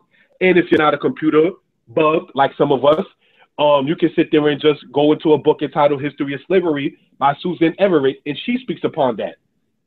But when everything to you is just about the science, you ain't going to sit there and read upon literature and information about the Portuguese in East Africa. Let's go on.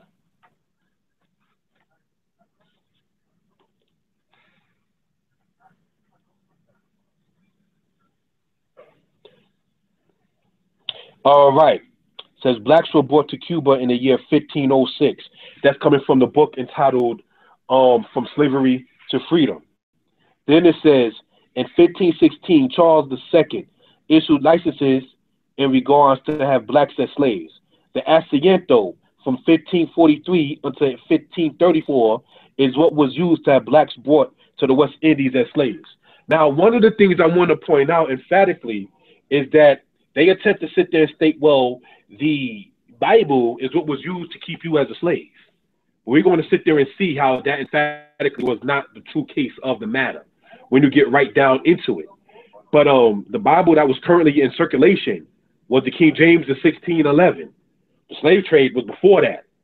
So how can the Bible of the King James been used to sit there and set up the slave trade and been used within the slave trade itself when the slave trade predated the actual birth of King James? This is what happens when you're not studying. You're not going to get an answer for that. Next is the Portuguese in the 17th century had the Chachaco Slaving Company. The Dutch had the Dutch West India Company. In the 1630s, it was common for Dutch to take over Portuguese ships. So I just want that to be noted for edification purposes. All right, so we can go on to the next slide, please.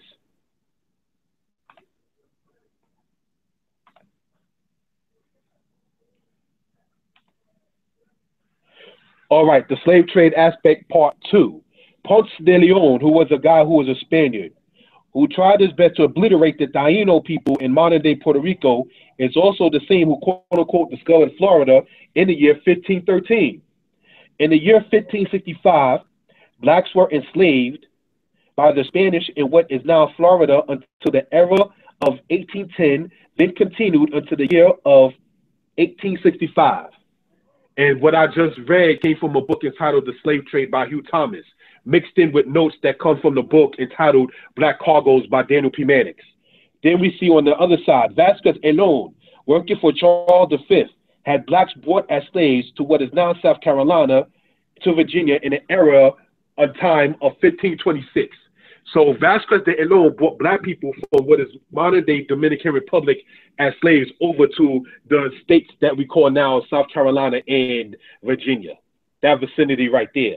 Then it goes on to say John Hawkins from 1562 to 1567 did 3 voyages in which blacks were sold as slaves in Colombia and Venezuela.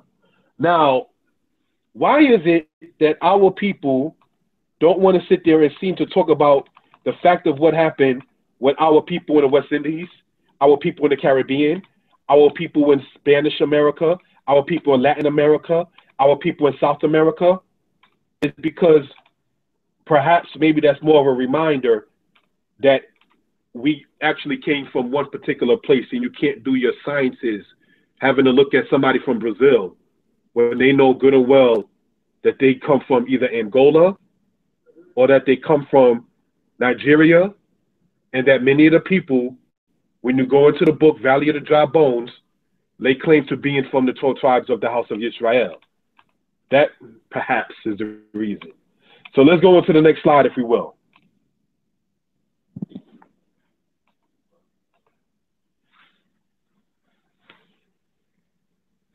All right, we went over the issue of this guy right here. They say it's Anthony Johnson. How is he the pioneer of American slavery? When John Punch in the year 1640 was already a permanent slave. So we went over that before, so we're going to move on with the time allotted. Next.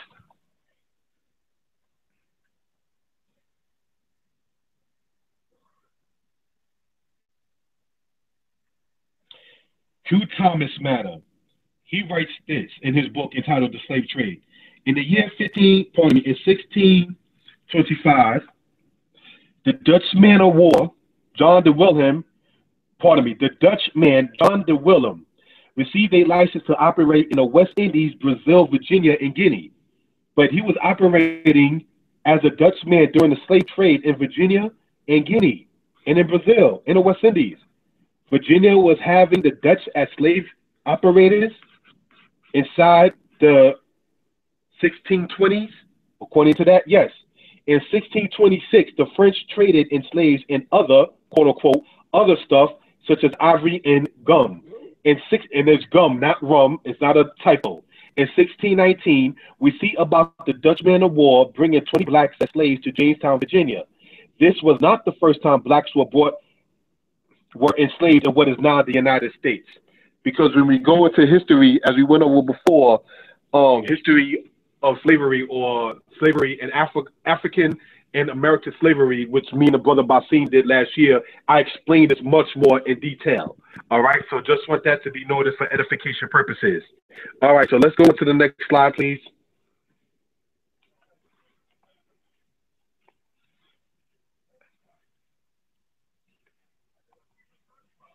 New York matter. And what is now New York from 1626 until the year 1664, the date it became a colony, the Dutch had blacks as slaves. From 1664 to 1776, the British began to enslave blacks in New York. From 1776 to 1827, Americans began to enslave blacks. New York became a state in 1788. Now, I'm in New York, so that's why I highlighted on that state. But there's other states that have similar histories. So it became a colony in the year 1664. Then it became a state in 1788. So itself has had more history of being an enslaver and having enslaved peoples than having free peoples. And that's in the north. So can you imagine how the other states was? The other places was, let's go on the free will, please.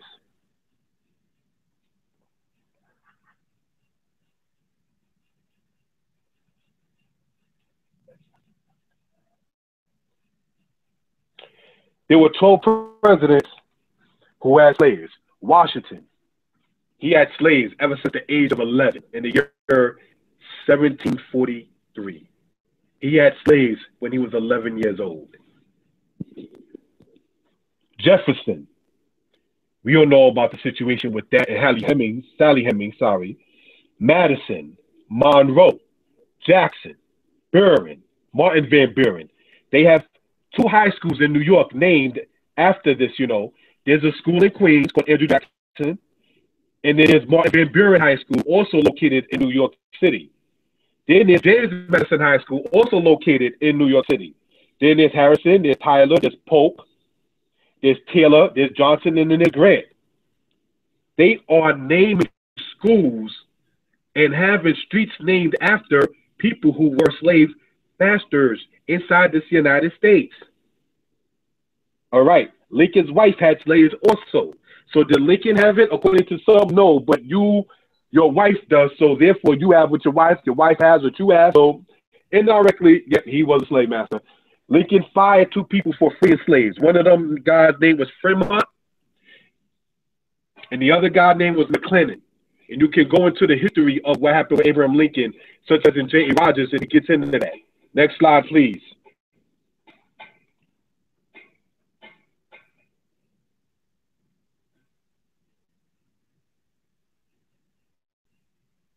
Can I be heard?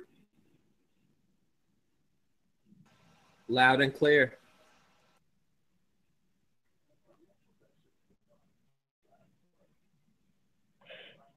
All right. Yeah, I already went over that. What said there were 12 presidents that had slaves. All right, so let's go on to the next slide. A style of literate slaves. Now, why did I sit there and put that as for edification purposes?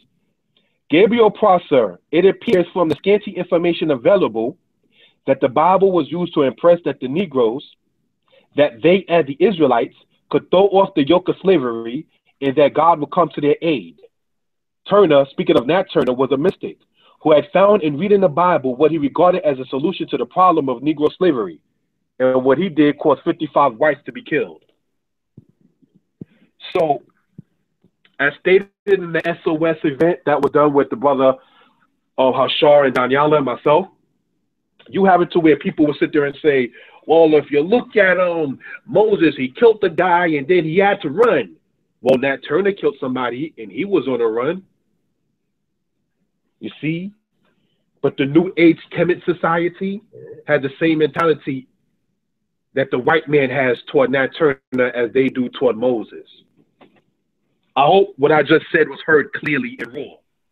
The New Age Kemet Society, speaking against Moses for killing a man, for oppressing his brother, is the same way that the white man felt toward Nat Turner for killing little babies and white women and men after his family was sold. And he was oppressed. Turner was a mystic who had found in reading the Bible. And you notice that's what most of these dudes who try to snap on the house of Israel, the one thing they don't do is read, and certainly not read the scriptures. They read memes that talk about the scriptures, but they don't read the scriptures itself. You see? So, just want that to be noted for edification purposes. Both of them spoke about us being of the Israelites. Nat Turner did as well as Gabriel Prosser. And Gabriel Prosser was killed in the early 1800s. Excuse me. So that was part of the style of the literate slaves. So when you have people sit there and was like, well, the house niggers were the people who are dealing with the Bible. The house slaves, as well as the field slaves, did not know how to read. Those who knew how to read had an advantage over those who did not know how to read. It's straight up logic. You understand? What I've just cited from this part comes from a book entitled The Negro in the United States, Revised Edition, written E. Franklin Frazier. I will sit there and type this inside the YouTube thing. When you make the comment board, I will type the information where I just got this information from. All right. So, next slide, please.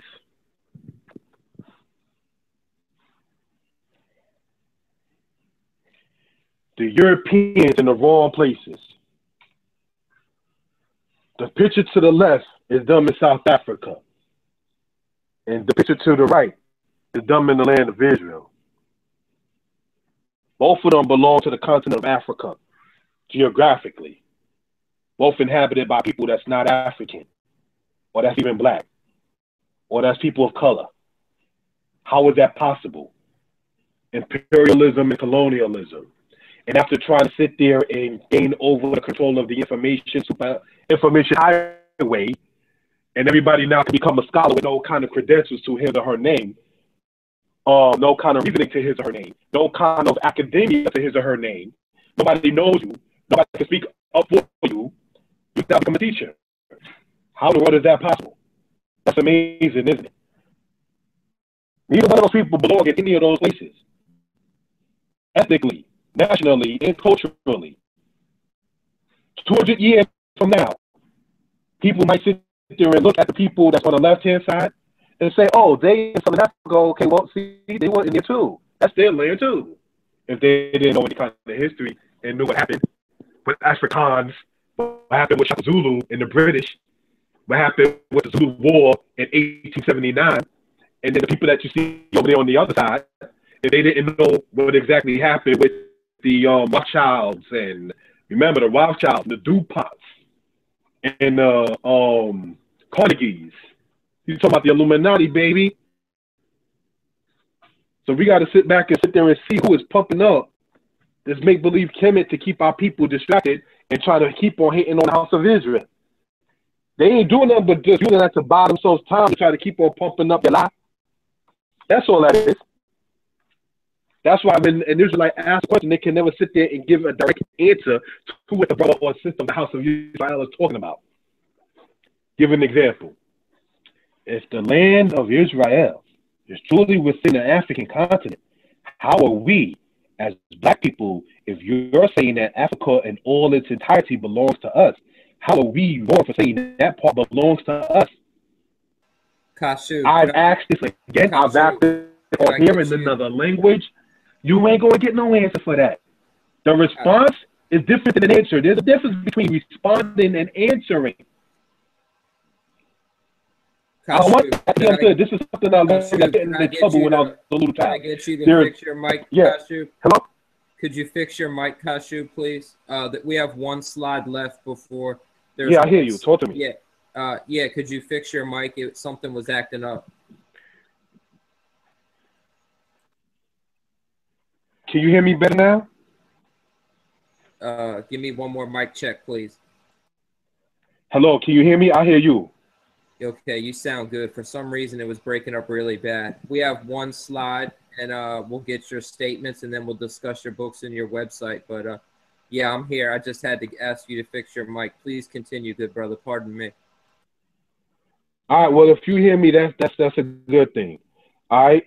So next slide, please, and then we're gonna be done with that particular part.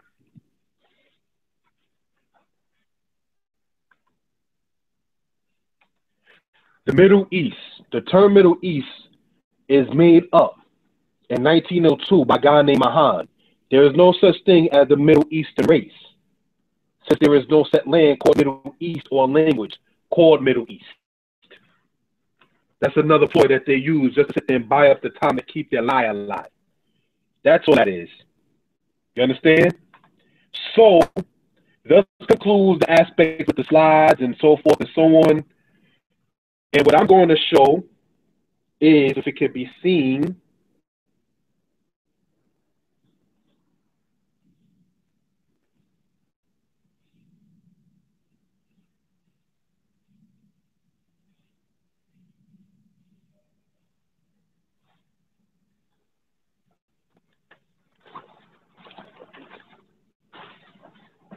Can I be heard, bro? Loud and clear. Good, good, good. This is the book that I came out with. All right. So hopefully it can be seen. It was shown on the thing and so forth and so on. For whatever reason, I seem to not be able to turn my camera. I'm going to try to sit there and do that for edification purposes.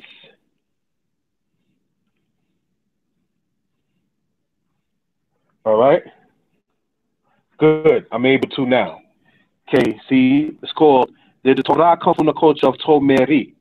All right. That's the name of the book that came out, and it's available on Amazon and CreateSpace. All right. So sometimes people told me they try to look it up on Amazon and was unable to sit there and find it. It's available on there. All right. So the website is available for it as well. The name of the website is a long name. It is called danitepublications.beitaguda.org. I will spell that. DANITE publications. Danite publications dot period. Beit Aguda, BAYTAGOODAH.org. Danite publications.beitaguda.org. And right there, you can go into the literature part. And when you go into that particular part in literature, you will begin to sit there and see where the book is available for $16.50. All right. So just want that to be noted. The ISBN number that's on it is 978-153-088-1918. 978-153-088-1918. So that is the particular ISBN number on that particular book and so forth and so on. It's available on Amazon, it's available on CreateSpace, and it's available via the website. All right. My email for those who are interested is kashubhut@gmail.com. That's kashubhut@gmail.com. I am open for constructive criticism. I want to state I did not intend to insult anybody, humiliate anybody, try to downplay anybody, try to insult anybody or anything of that sort, because we teach, know, and understand emphatically that it emphatically says a brother offended is harder to win than a city, and his contentions are like that of the bars of a castle. So that's in Proverbs chapter 18, verse 19. So try not to sit there and offend or disrespect anybody or anything of that sort. Just let it be noted what it is, known and understood, what we know, understand, and follow as far as being of the house of Israel to a great extent. On the ultimate level, giving honor and praise and concluding to Yah, creator, the maker of heaven and earth. On the human level, want to give much due respect to the elder principal, to his Bane, his son, Nasi Yasuvel, a very good close and friend of mine, to the brothers from the lines of Israel, to the brothers from AOC, to the brothers, my Tanakh OT brothers, y'all know who you are, you know who you be, and so forth and so on. And to those who helped me out to a great extent. And also, want to give a shout out to my brother and dear friend by the name of Zebulon Hedekiah Ben Lewi, because he doesn't talk about it much, but this book wouldn't even have came out had his assistants not been there. He's probably being not bashful, but just extra humble, which is not a bad thing. But I'm going to let it be noted that that brother on a human level is the ultimate backbone as to why this book is actually out. All right. So hopefully that's noted and understood. So I'm concluding out because I got to sit there and it's about 10 o'clock. I got to get some things done on my end for the night. Thank you again to the brother Basim for even having this set up. And anybody have any questions or comments, please put it inside of the message board and I will address it from that aspect upon such timing. All right. Thank you for the time. Peace. Thus concludes this particular presentation.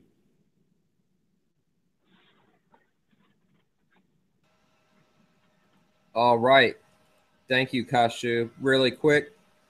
This is the homepage for Kashub's website, which he gave you earlier.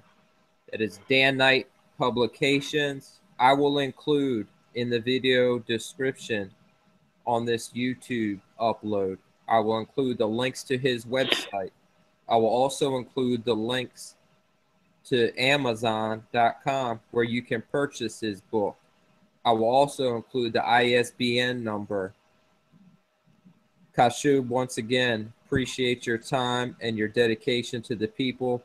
We've got about 9 minutes left to conclude this live stream.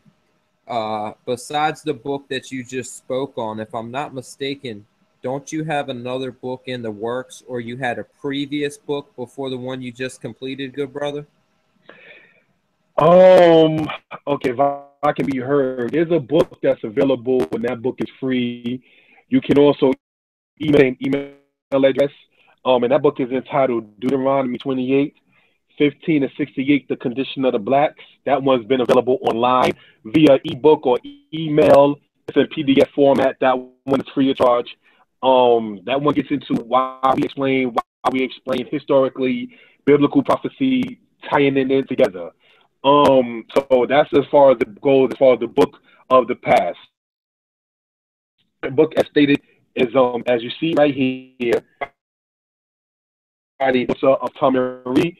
Are there other books in the works?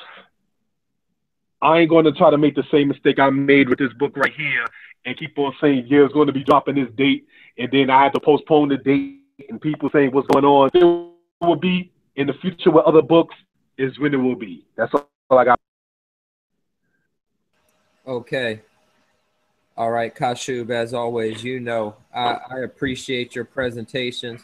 I appreciate you dedicating time to raise everybody's knowledge, education, and understanding on these topics. I appreciate, I know what it takes to put together a PowerPoint presentation. So I personally want to thank you again. As an honor and a tradition over here, would you like to take us out with any closing words? Because if not, I will go ahead and end the live stream, good brother. All right, can I be heard? Yes. All right, I'm gonna read part of the book that I came out with, so people can see the kind of information that I'm trying to convey. Blessed be the Father. All right, I'm gonna read it straight through. This is on page 157 of this book right here, and it says this.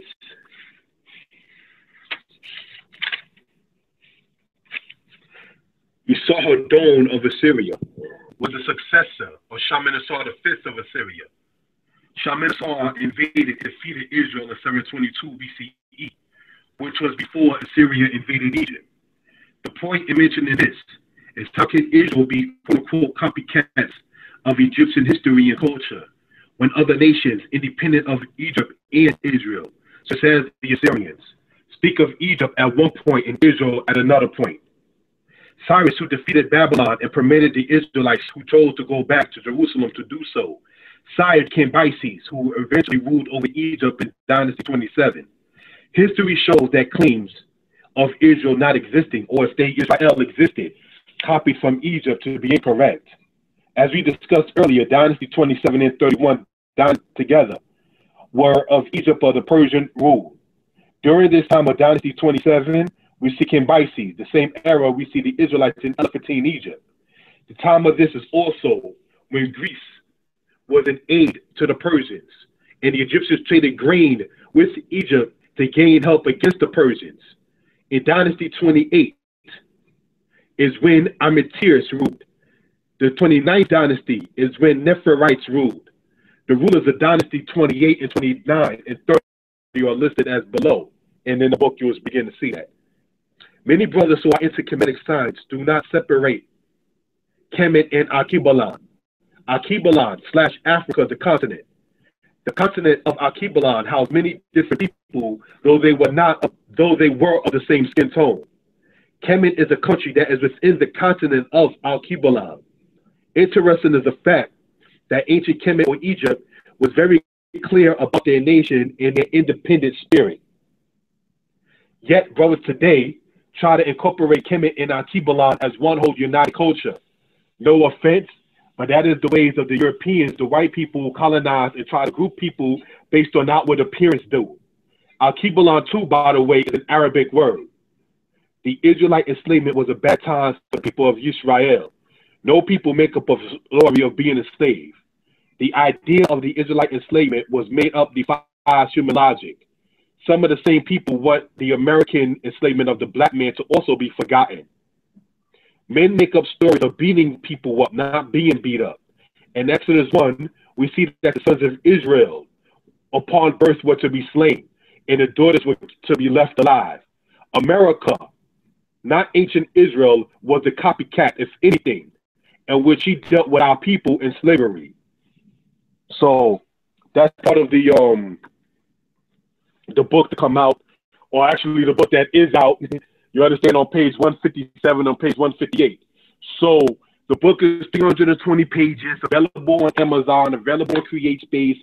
The ISBN number, once again, for those who might want to write it down, is 978-153-088-1918.